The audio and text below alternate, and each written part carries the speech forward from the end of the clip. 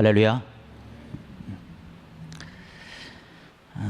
오늘은 요한일서 4장 16절로 21절에 있는 그런 말씀으로 온전히 이루는 사랑이라고 하는 말씀의 제목으로 함께 은혜를 좀 나누고자 합니다.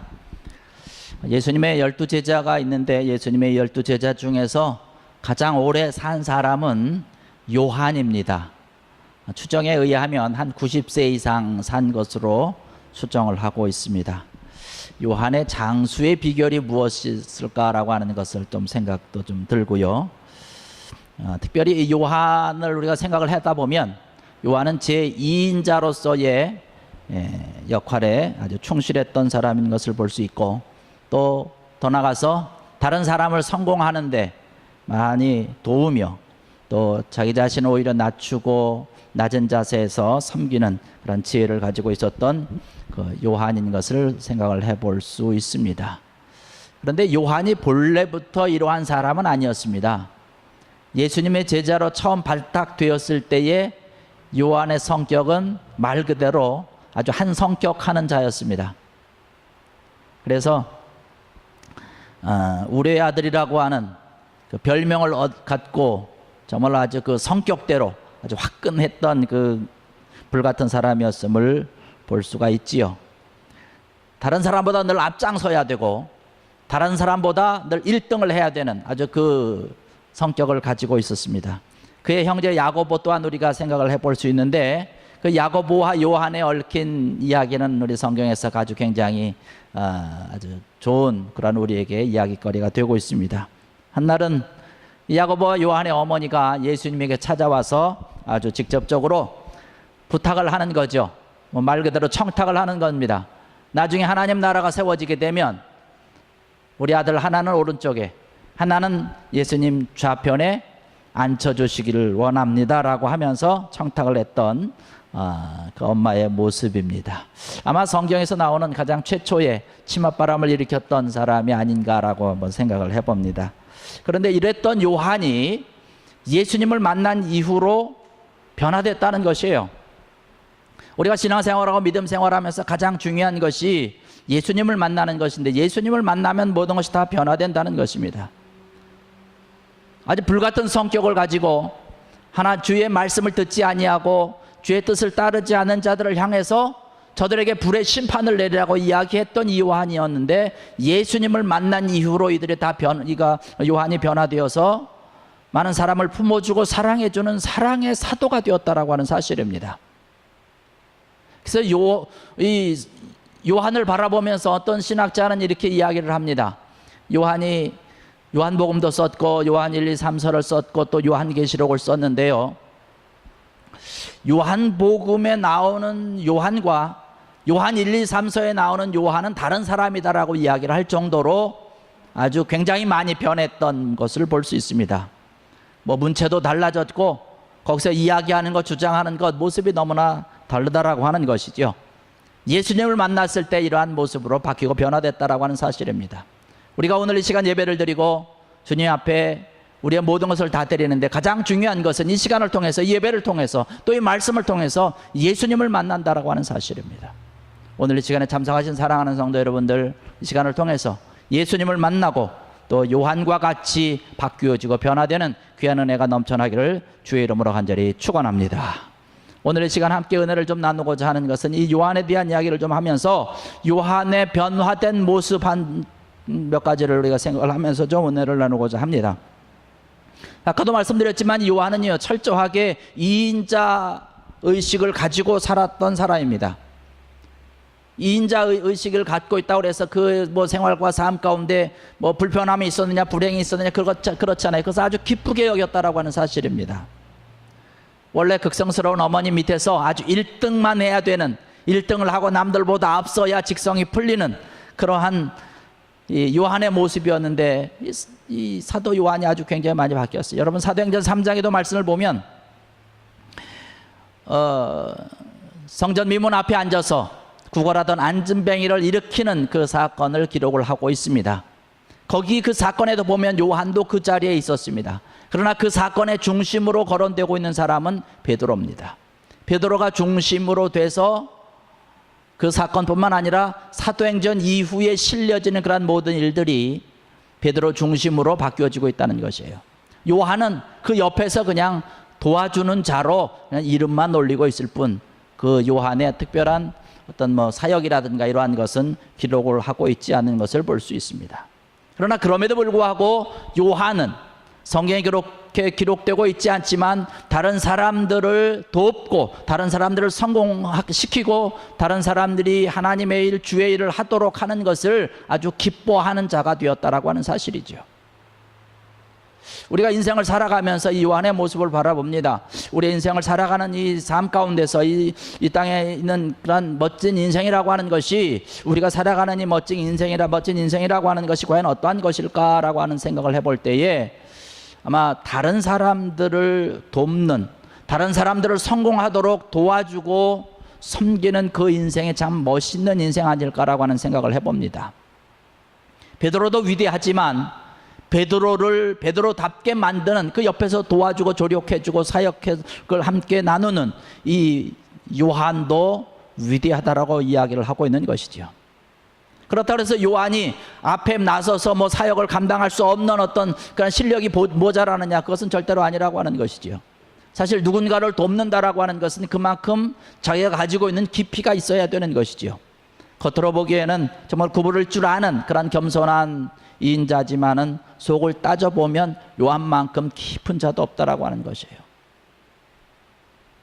사도 바울이 고린도전서 13장에 그런 얘기를 합니다. 믿음, 소망, 사랑 이 세 가지는 항상 있을 것인데 그 중에 제일은 사랑이다라고 하는 얘기를 하고 있습니다.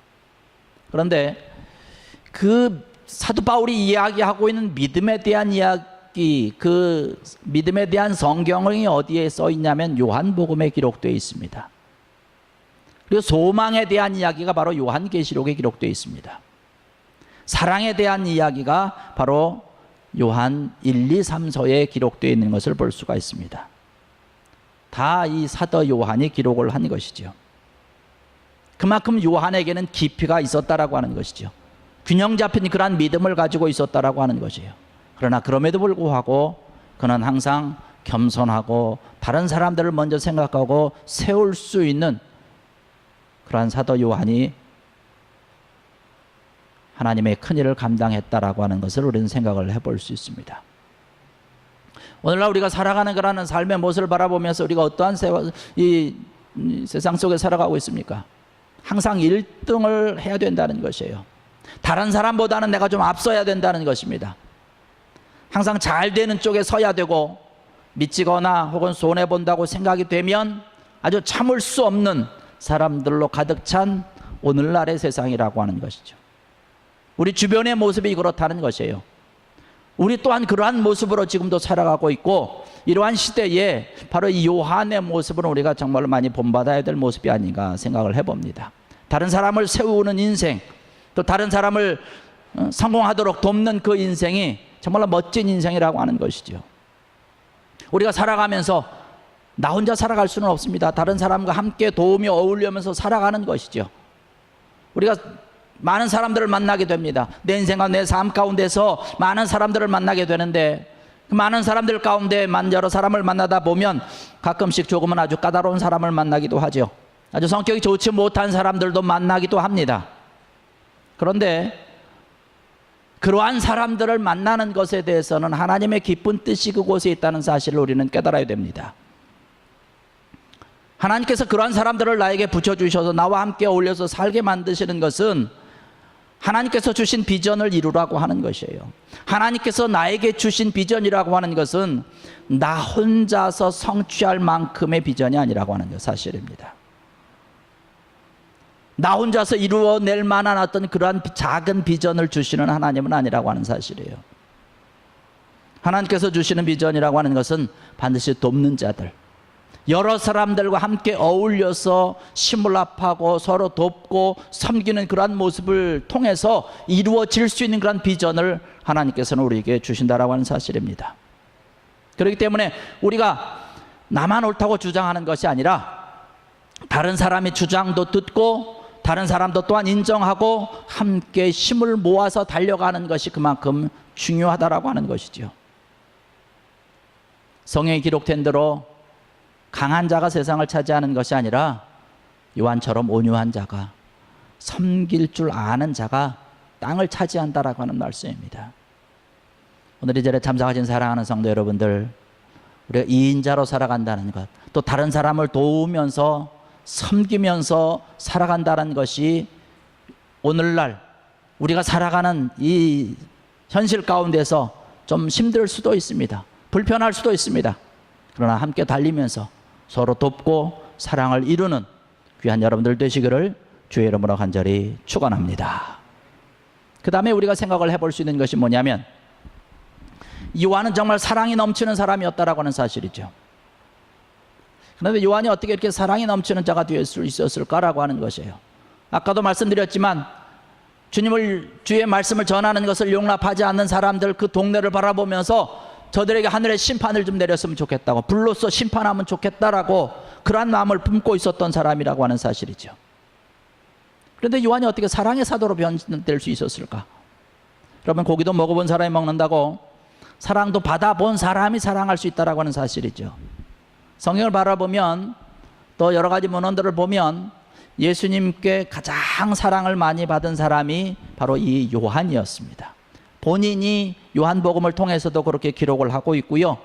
제자들 중에 가장 어렸기 때문에 그랬는지는 모르지만 아무튼 예수님의 사랑을 가장 많이 받은 사람이 요한이었다라고 하는 사실입니다.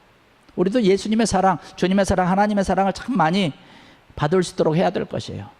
이 예수님의 사랑을 가장 많이 받고 특별한 사랑을 받았다라고 느끼고 생각하고 있었기 때문에 그는 두려움도 이길 수 있었다는 것이에요. 여러분, 겟세마네 동산에서 예수님께서 잡히실 때에 그곳에 있던 제자들이 모두 다 도망갔습니다. 그러나 가장 먼저 돌아온 자가 요한이었어요. 예수님께서 끌려가실 때에 여러분, 베드로는 어떠한 모습이었습니까? 성경의 말씀 보니까 멀찍이 따라갔다라고 기록을 하고 있고, 한 여정의 추궁에 예수님을 부인하면서 저주까지 퍼부었던 베드로였지만, 요한은 대제사장의 뜰 안에까지 예수님을 따라갔던 것을 볼 수 있습니다. 그리고 예수님께서 십자가에 달리시는 그 모습, 그 자리, 바로 그 앞에까지, 아주 끝까지 그 자리에 함께 있던 사람이 바로 요한이라고 하는 것이에요. 그래서 우리가 복음서를 보면 다른 복음서는 나오지 않고 있지만 요한복음에만 나오는 예수님의 마지막 말씀이 있습니다. 내가 목마르다라고 하는 사실이에요. 또 한 가지는 다 이루었다라고 하는 말씀입니다. 요한복음에만 나오는 말씀이죠. 만약에 요한이 끝까지 그 예수님이 돌아가시는 그 십자가 앞에까지 가지 않았더라면 예수님께서 십자가상에서 목마르신지도 우리가 몰랐을 것이고, 또 다 이루었다라고 하는 그런 말씀을 듣지 못했더라면 예수님께서 정말 다 이루셨는지 아니면 절반만 이루셨는지 아마 모를 수도 있었을 것 아닐까라고 하는 생각이 됩니다. 요한은 끝까지 예수님의 모습에 대해서 기록을 하고 있기를, 군병들이 창을 가지고 예수님의 옆구리를 찌르자 피와 물이 쏟아져 나왔다는 것까지도 기록한 것을 볼 수 있습니다. 요한이 이렇게 끝까지 예수님과 함께 자리를 지킬 수 있었던 것은 온전한 사랑 때문에 그렇다라고 하는 것이에요. 오늘 우리가 읽은 본문 말씀 가운데 18절의 말씀은 그렇게 얘기를 합니다. 사랑 안에는 두려움이 없고 온전한 사랑이 두려움을 내어 쫓나니라고 말씀을 하고 있습니다. 예수님을 사랑하니까 그 사랑하는 마음을 가지고 예수님이 죽는 그 십자가 달리시는 그 모습 끝까지 함께 할 수 있었다라고 하는 사실이에요. 여러분, 우리가 기억해야 될 것이 하나 있습니다. 우리가 어려운 일을 당할 때에 우리와 마지막까지 같이 해줄 사람은 용기 있는 사람이 아니라는 사실입니다. 여러분, 인간의 용기를 너무 믿지 마십시오. 아무리 용기 100배한 사람이라 할지라도 절박한 상황이 되면 다 내빼기 바쁩니다. 베드로는 정말로 말 그대로 용기 100배한 사람이었죠. 항상 그 품속에 칼을 차고 설치던 사람이었습니다.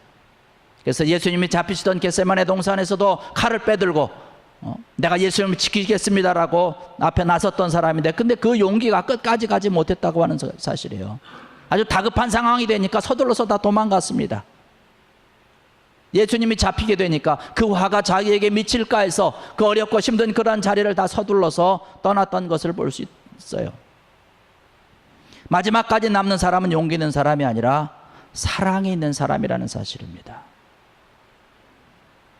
그래서 중요한 것이 사랑이 우리 마음속에 가득해야 된다는 것이에요.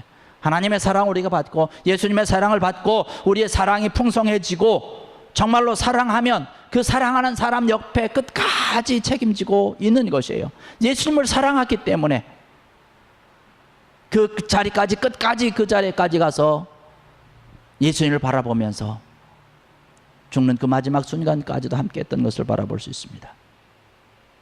제가 한국에서 사역을 할 때에 장례 예식을 많이 인도를 했습니다. 마지막 그 임종의 순간을 또한 많이 지켜보았습니다. 그런데 특이한 것은 어떤 사람들은 그러한 모습을 합니다. 자기의 부모인데도 불구하고 마지막 그 숨 거두는 임종의 모습을 애써 외면하는 사람이 있어요. 왜 그런가 하면 왠지 무섭고 두렵다는 것이에요. 죽는 그 모습 보는 게 두렵다는 것이에요. 만약에 그를 진정으로 사랑했다면 그런 마음이 있지 않을 것입니다. 그런가 하면 어떤 사람은 돌아가신 지 한참이 되었음에도 불구하고 그 자리를 떼지 못하고 눈물을 흘리면서 한참을 고인을 위하고 사랑의 마음을 나누는 모습을 보았습니다. 고인을 얼마나 사랑하는지 알 수 있는 그런 귀한 장면이죠. 사랑하는 자가 끝까지 자리를 지킨다는 것이에요. 오늘 이 자리에 참석하신 사랑하는 성도 여러분들, 사랑의 마음을 달라고 여러분 기도하시기 바랍니다.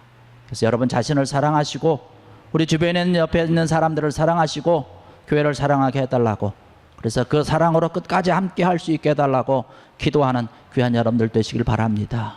여러분, 진정한 능력이라고 하는 것은 사랑의 심이라고 하는 것이에요. 오직 사랑의 심을 가지고 나갈 때에만이 사람을 변화시킬 수 있다라고 하는 것이죠. 바로 요한이 그것을 몸소 체험했고 몸소 경험을 했고 그것을 많은 사람들에게 증거를 한 것을 볼 수 있습니다. 하나님의 은혜 가운데서 요한이 아주 멋진 사랑의 사도로 바뀌고 온전한 은혜와 온전한 사랑을 이룰 수 있었던 것을 바라볼 수 있습니다. 자기 자신만을 사랑했던 이 요한이지요.